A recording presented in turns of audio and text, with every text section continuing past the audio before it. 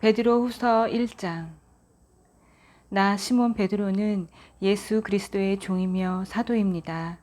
나는 우리 하나님의 직접적인 돌보심과 우리 하나님과 구주이신 예수 그리스도의 간섭하심에 힘입어 우리처럼 하나님을 경험하여 삶이 변화되고 있는 여러분에게 이 편지를 씁니다. 하나님과 우리 주 예수를 더욱 깊이 경험함으로 은혜와 평화가 여러분에게 임하기를 바랍니다. 우리는 하나님을 기쁘시게 해드리는 삶에 어울리는 모든 것을 기적적으로 받았습니다.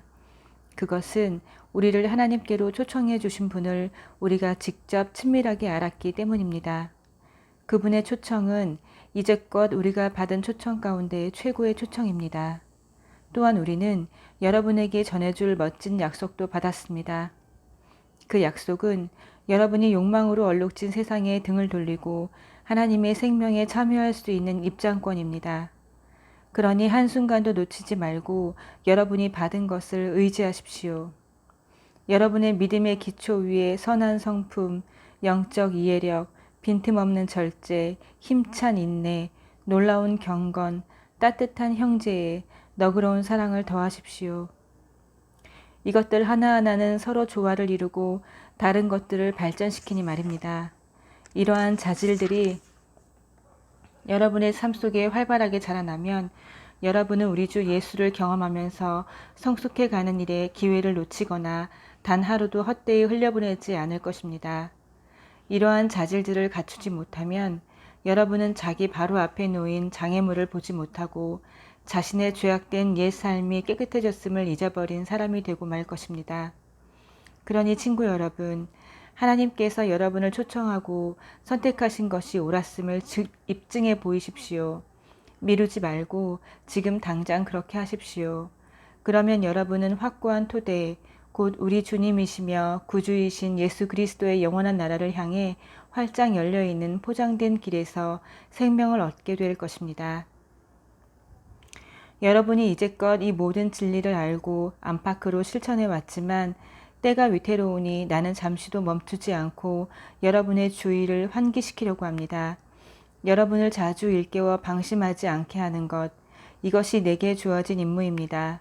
나는 살아있는 동안 이 일에 충실할 것입니다.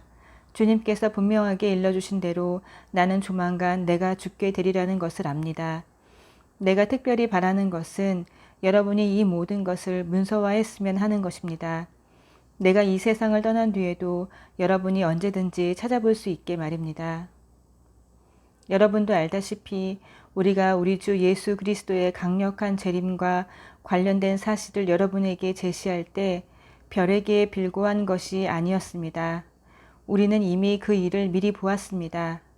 하나님 아버지께로부터 빛을 받아 찬란하게 빛나는 예수를 우리 두 눈으로 똑똑히 보았습니다. 그때 장엄하고 영광스러운 분께서 이렇게 말씀하셨습니다. 이는 내가 사랑으로 구별한 내 아들, 내 모든 기쁨의 근원이다. 우리는 거룩한 산에서 그분과 함께 있었습니다. 하늘로부터 들려오는 음성을 우리의 두 귀로 똑똑히 들었습니다. 우리는 우리가 보고 들은 것을 확신합니다. 그것은 하나님의 영광, 하나님의 음성이었습니다. 예언의 말씀이 우리에게 확증되었습니다. 여러분도 그 말씀에 주의를 집중해야 합니다. 그것은 여러분의 어두운 시절, 곧 여러분의 마음속에 새벽이 와서 새벽별이 떠오르기를 기다리던 시절에 여러분이 만난 한 줄기 빛입니다. 여기서 꼭 명심해야 할 것이 있습니다. 성경의 예언은 사적인 의견을 제시한 것이 아닙니다. 왜 그렇습니까? 예언은 사람의 마음에서 꾸며낸 것이 아니기 때문입니다. 예언은 성령께서 사람들을 격려하여 하나님의 말씀을 전하게 할 때 생겨난 것입니다. 2장. 그러나 전에 백성 가운데 거짓 예언자들이 있었던 것처럼 여러분 가운데에도 거짓 종교 지도자들이 나타날 것입니다. 그들은 은근슬쩍 파괴적인 분열을 일으켜서 여러분을 서로 다투게 하고 생명을 되찾을 기회를 주신 분의 손을 물어뜯게 할 것입니다. 그들은 파멸로 이어진 가파른 비탈길에 서 있습니다. 그러나 그들은 파멸하기 전까지 옳고 그름을 구별하지 못하는 추종자들을 많이 모을 것입니다. 그들 때문에 진리의 길이 욕을 먹습니다. 그들은 자기만 아는 자들입니다. 그들은 무엇이든 그럴싸한 말로 여러분을 이용해 먹을 것입니다. 물론 그들은 무사하지 못하고 불행한 최후를 맞을 것입니다. 그런 일이 계속되도록 하나님께서 두고 보고만 계시지 않기 때문입니다. 하나님께서는 반역한 천사들을 가볍게 넘기지 않으셨습니다. 그들을 지옥에 가두셔서 최후 심판의 날까지 갇혀 있게 하셨습니다. 또한 그분은 경건치 못한 옛 세상도 가볍게 넘기지 않으셨습니다. 홍수로 쓸어버리시고 오직 8명만 살려주셨습니다. 혼자서 의를 부르짖던 노아가 그중 한 사람이었습니다. 하나님께서 소돔과 고모라 두 도성을 멸망시키시기로 작정하시자 남은 것은 잿더미뿐이었습니다. 그것은 경건치 못한 삶에 빠져 있는 사람 누구에게나 보내는 끔찍한 경고였습니다. 그러나 성적으로 더럽고 사악한 자들 때문에 몹시 괴로워하던 선한 사람 롯은 구원을 받았습니다. 저 의로운 사람은 날마다 도덕적인 부패에 둘러싸여 끊임없이 괴로움을 겪고 있었던 것입니다. 이처럼 하나님께서는 경건한 사람들을 악한 시련에서 건져내시는 분입니다. 또한 그분은 사악한 자들의 발을 최후 심판의 날까지 불 속에 붙들어 두시는 분입니다. 하나님께서는 특히 더러운 생활 방식에 빠져서 정욕을 따라 살아가는 거짓 교사들에게 진노하십니다. 그들은 참된 권위를 멸시하고 간섭받기를 싫어합니다. 그들은 거만하고 자기만 아는 자들이어서 피조물 가운데 가장 빛나는 이들마저 서슴없이 헐뜯습니다. 모든 면에서 그들보다 뛰어난 천사들조차도 그런 식으로 거만하게 굴거나 하나님 앞에서 다른 이들을 헐뜯을 생각을 하지 않습니다. 이들은 광야에서 태어난 사나운 짐승이며 먹이를 찾아 어슬렁거리는 약탈자에 불과합니다. 그들은 무식한 독설로 남을 파멸시키지만 바로 그 행위로 자신들도 파멸당하고 결국에는 패배자가 되고 말 것입니다. 그들의 악행이 부메랑이 되어 그들에게 돌아갈 것입니다. 그들은 난잡한 파티를 즐기고 환한 대낮에도 흥청망청 쾌락에 빠진 비루한 자들입니다. 그들은 간음을 일삼고 죄짓기를 밥 먹듯 하며 연약한 영혼을 만날 때마다 유혹합니다. 탐욕이 그들의 전공입니다. 그들은 그 방면의 전문가들입니다. 죽은 영혼들입니다. 그들은 큰 길에서 벗어나 방향을 잃었고 부올의 아들 발람의 길을 따랐습니다. 발람은 예언자이면서도 불의한 이득을 취하여 악의 전문가가 되고 말았습니다. 그는 제멋대로 길을 가다가 제지당했습니다. 말 못하는 짐승이 인간의 목소리로 말해서 그 예언자의 미친 행동을 막은 것입니다. 그들에게는 아무것도 없습니다. 그들은 바싹 마른 샘이며 폭풍에 흩어지는 구름입니다. 그들은 지옥의 블랙홀을 향해 나아갑니다. 그들의 허풍이 잔뜩 들어 잘난 체하며 큰소리치지만 아주 위험한 자들입니다. 그릇된 생활에서 막 벗어난 사람들이 그들의 상표인 유혹에 가장 쉽게 넘어갑니다. 그들은 이 새내기들에게 자유를 약속하지만 정작 자신들은 부패의 종입니다. 그들이 부패에 빠져 있다면 실제로 그러합니다. 부패의 종 노릇을 하게 되기 때문입니다.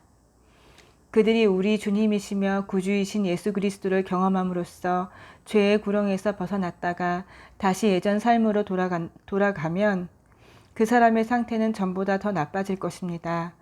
떠났다가 되돌아가서 자기가 경험했던 것과 거룩한 계명을 거부하느니 차라리 하나님께로 난 고든 길에 들어서지 않는 편이 더 나았을 것입니다.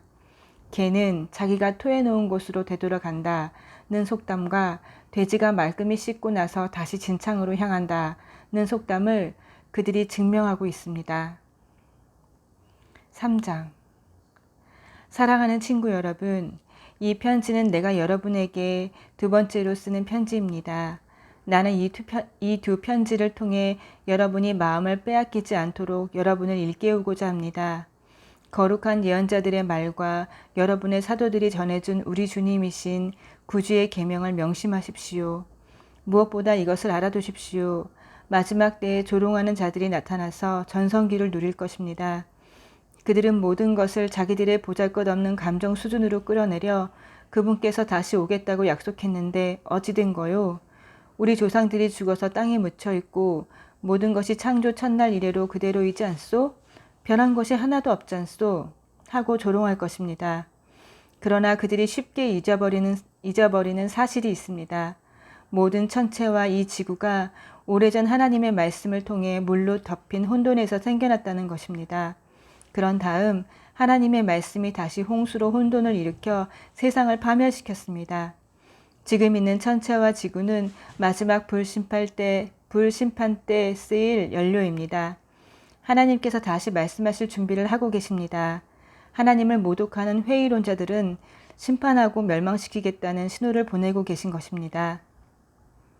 친구 여러분, 이 분명한 사실을 그냥 지나치지 마십시오. 하나님께서는 하루가 천년 같고 천년이 하루 같습니다. 어떤 이들이 생각하는 것처럼 하나님께서는 자신의 약속을 더디 이루시는 분이 아닙니다. 그분은 여러분을 위해 참고 계십니다. 그분께서 종말을 유보하고 계신 것은 한 사람도 잃고 싶지 않으시기 때문입니다. 하나님께서는 모든 이들에게 삶을 고칠 수 있는 시간과 공간을 베풀고 계십니다. 그러나 하나님의 심판날이 닥칠 때에는 아무 예고 없이 도둑처럼 닥칠 것입니다. 하늘이 천둥 소리 같은 소리를 내면서 무너지고 모든 것이 큰 화염에 휩싸여 분해되며 땅과 그 안에서 이루어진 모든 것이 낱낱이 드러나 심판을 받을 것입니다. 오늘 이 세상에 있는 모든 것은 내일이면 없어지고 말 것들입니다. 그러니 거룩하게 사는 것이 얼마나 중요한지 아시겠습니까? 날마다 하나님의 날을 기다리고 그날이 오기를 간절한 마음으로 바라십시오. 그날이 오면 천체가 불타 없어지고 원소들이 녹아내릴 것입니다. 그러나 우리는 거의 알아채지 못할 것입니다. 우리는 다른 길을 바라보면서 하나님께서 약속하신 새 하늘과 새 땅, 의로 뒤덮인 새 하늘과 새 땅을 맞이할 것입니다. 사랑하는 친구 여러분, 여러분이 손꼽아 기다려야 할 것은 이런 것입니다. 그러니 순결하고 평화롭게 살아가는 최상의 모습으로 그분을 뵐 수 있도록 최선을 다하십시오. 우리 주님께서 오래 참고 계신 것은 구원 때문이라고 생각하십시오. 이 문제와 관련해 많은 지혜를 받은 이가 우리의 귀한 형제 바울입니다. 그는 자신의 모든 편지에서 이 문제를 언급하고 있으며 여러분에게도 본질적으로 같은 내용을 써 보냈습니다. 바울이 편지에서 다루고 있는 것 가운데 몇 가지는 이해하기가 쉽지 않습니다. 자신들이 무슨 말을 하는지도 모르면서 무책임하게 떠드는 사람들이 그 편지들을 함부로 왜곡하기도 합니다. 그들은 성경의 다른 구절에 대해서도 그렇게 하다가 스스로를 파멸시키고 있습니다. 그러나 친구 여러분, 여러분은 이미 훈계를 잘 받았습니다. 자기 마음대로 떠드는 불의한 교사들로 인해 발을 헛디뎌 넘어지는 일이 없도록 정신을 바짝 차리십시오. 우리 주님이시며 구주이신 예수 그리스도의 은혜와 그분을 아는 지식 안에서 자라가십시오. 영광이 이제부터 영원토록 주님께 있기를 바랍니다. 아멘. 아멘.